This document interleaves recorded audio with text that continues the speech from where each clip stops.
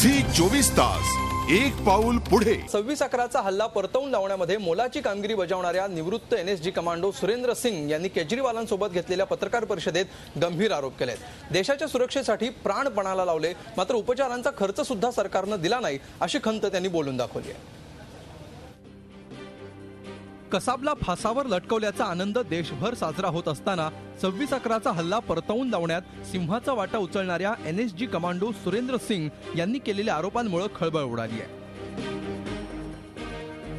अरविंद केजरीवालांसोबत पत्रकार परिषद घेत त्यांनी स्वतःवरच्या अन्यायाला वाचा फोडली। सिंग यांच्या म्हणण्यानुसार गेल्या 13 महिन्यांपासून त्यांना पेन्शन मिळालेली नाही। ईसीएचएस कार्ड 1 वर्ष उशिरा मिळाल्यामुळे वैद्यकीय खर्च स्वतःला करावा लागला। कार्ड मिळाल्यानंतर ईसीएचएसनं वैद्यकीय खर्च द्यायला नकार दिला। आरटीआय अंतर्गत एनएसजीनंही याबाबत माहिती द्यायला नकार दिला। बक्षीस म्हणून वाटण्यात आलेली रक्कम जवानांना वाटण्यात आली नाही आणि बक्षिसाची रक्कम वाटण्यातही घोळ झाला असा आरोप सिंग यांनी केलाय। हमने अपना फर्ज पूरा निभाया, पर सरकार अपना फर्ज या दायित्व निभाने से हमारे को छोड़ दिया गया। पीआयबीनं ट्विटरवरून हे आरोप फेटाळले। कमांडो सुरेंद्र सिंगला निवृत्तीवेळी 31 लाख रुपये दिले होते। तसंच त्यांना दर महिन्याला 25,254 रुपये पेन्शन दिली जाते। 16 नोव्हेंबरला फोनवरून त्यांना याची कल्पना देण्यात आली होती असा खुलासा पीआयबीनं केलाय।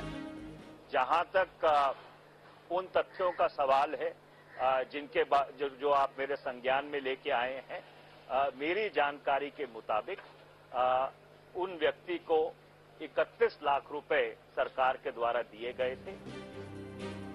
पीआयबीचा हा दावा केजरीवालांनी फेटाळलाय।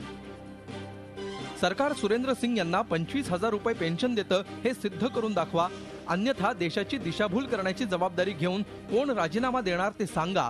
सुरेंद्र सिंग यांना 31 लाख नव्हे तर केवळ 2.5 लाख रुपये मिळाले असं केजरीवालांनी ट्विट केलंय।